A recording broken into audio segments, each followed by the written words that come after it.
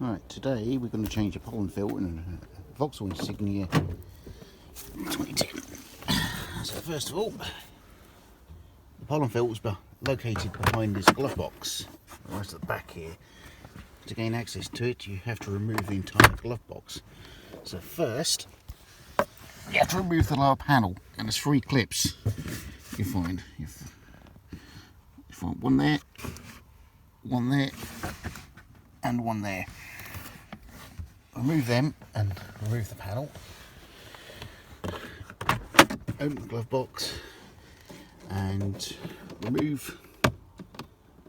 unclip this side panel, it just pulls away. Remove 1, 2, 3,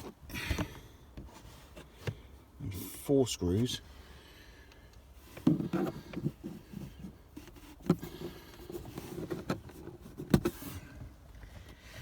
And for the interior light, you can either pop it out or remove the glove box forward and unplug it. Once you remove the entire glove box, you can then access the pollen filter at the back.